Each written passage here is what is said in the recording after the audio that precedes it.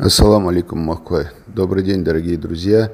Видео записывается 5 марта 2019 года. К нам на канал Даймок Онлайн позвонил один человек, представился Алексеем и сказал, что около недели назад он подвозил одного парня, чеченца, до Пятигорска. Подобрал его на дороге вечером где-то между Назранью и Бесланом. Вот. Газель была грузовая, он просто подвез попутчика по дороге.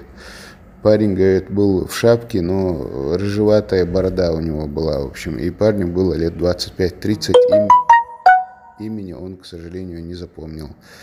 Вот. И парень просто забыл у него в машине телефон. Телефон недорогой, ну, обычный, нормальный, средний телефон. Но он его забыл, и получилась какая-то ситуация, что телефон заблокирован. Он, когда его включает, он не может как бы его включить. Ну, человек хотел бы вернуть телефон владельцу, потому что переживает, что там ну, личная какая-нибудь важная информация для парня как минимум.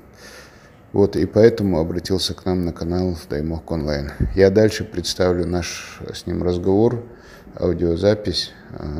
Пожалуйста, послушайте. И его номер телефона 8 928 641 38 76. Это номер телефона самого Алексея. Он попросил его номер озвучить, чтобы этот парень смог с ним связаться. Все, удачи. Большое спасибо вам, Алексей, если будете слушать эту запись еще раз. Это поступок порядочного человека. Огромное вам за это спасибо. Да. Алло, здравствуйте. Иса, правильно? Да. Алексей меня зовут. Мне, ребята просто не мог никого найти. Ребята там, чеченцы, знакомые, подсказали, что у вас там своя группа, помощи чеченцам, правильно? Да, говорите, что случилось. У меня, в общем, я на «Газели» работаю, катаюсь на «Газели». Ночью ехал, я между Назранью и Бесланом подобрал парня, чеченца. Имя, знаешь, как получилось, он представился, я не расслышал, а переспрашивать, просто даже, как-то постеснялся. Суть не в этом. То есть, ехали нормально, все хорошо, он телефон на зарядку поставил у себя. А что я вот со своей стороны увидел, он там в WhatsApp что-то полазил. Потом спросил меня, когда, говорит, в Пятигорске будем. Я говорю, под утро. И он позвонил куда-то, позвонил, и в общем, и телефон у него сел. Поставили на зарядку телефон, все. Я его до Пятигорска довез уже под утро. Он вышел, телефон забыл у меня в машине. То есть я понимаю, что и он его заблокировал. Понимаешь, я его, если бы он разблокирован был, понятное дело. Если я его сейчас повезу разблокировать, на нем, в общем, полетит вся информация. В общем, и вышло так, что у меня его телефон вот уже неделю катается, а как просто человека может там связи, все данные, понимаешь? И